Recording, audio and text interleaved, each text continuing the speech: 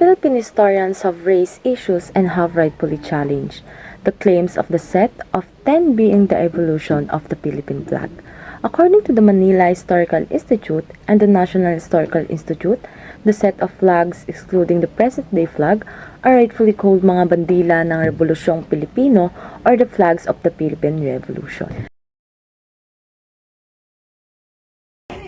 Three flags were used by the Katipunan that was believed to be originally sewn by Andres Bonifacio's wife, Gregoria de Jesus, with the aid of Benedita Rodriguez.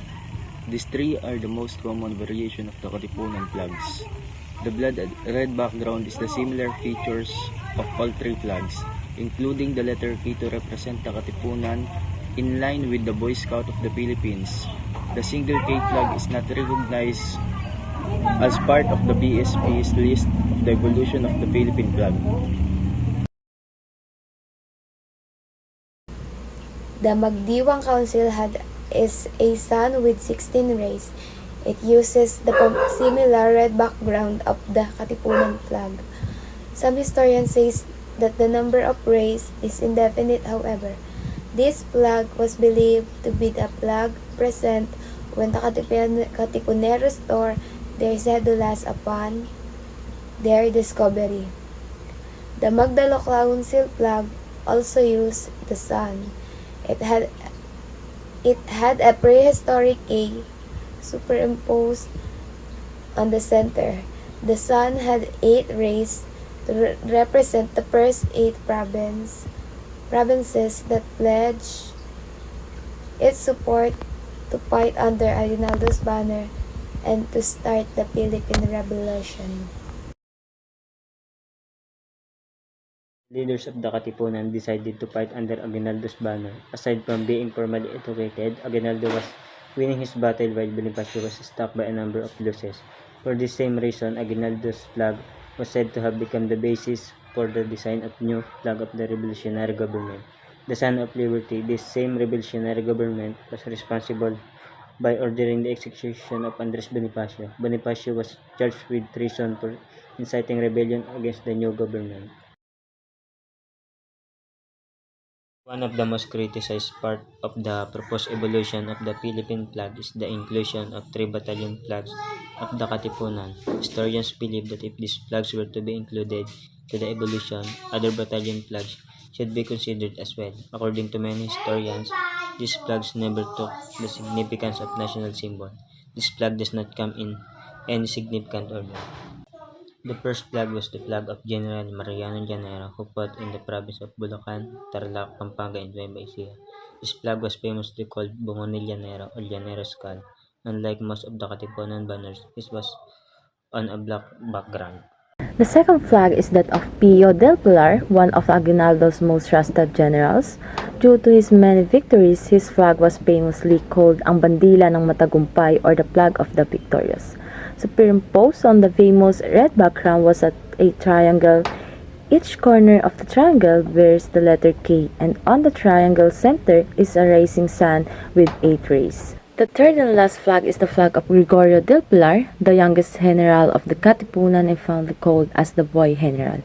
His flag was patterned after Cuba, already a former Spanish colony at that time. His flag was the first to use 3 colors. The flag took its last stand against the Americans in Terad Pass, Ilocos Sur, defending the retreating armies of Aguinaldo.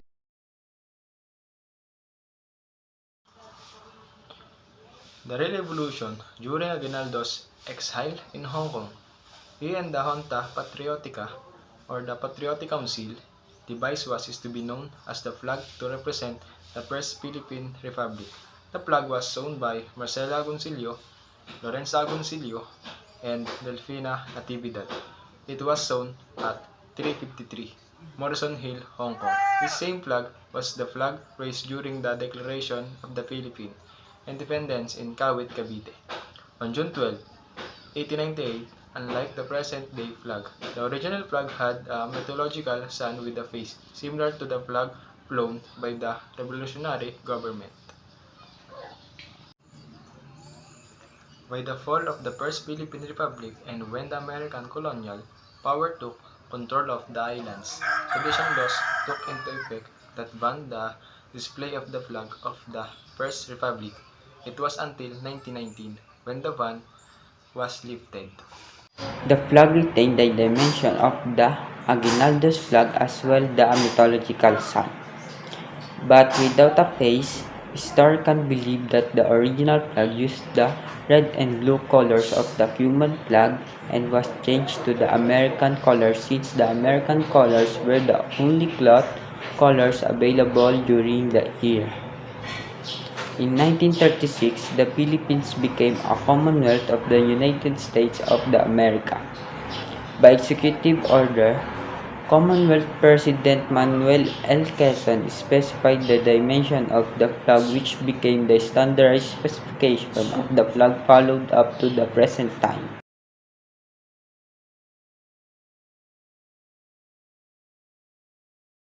Debates raised on.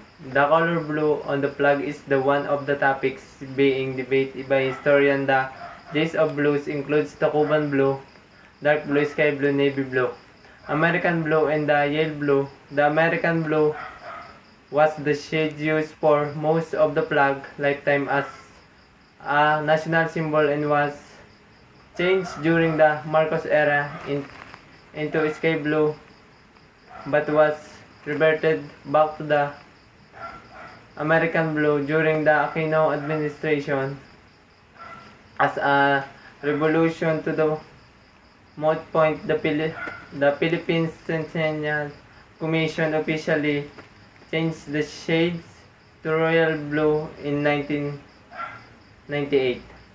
The religious sector debates the chart as being the Christian symbol. Many believe that a crescent moon should be added to symbolize the Muslim and the Budong king, as well to represent the native Cordillera people.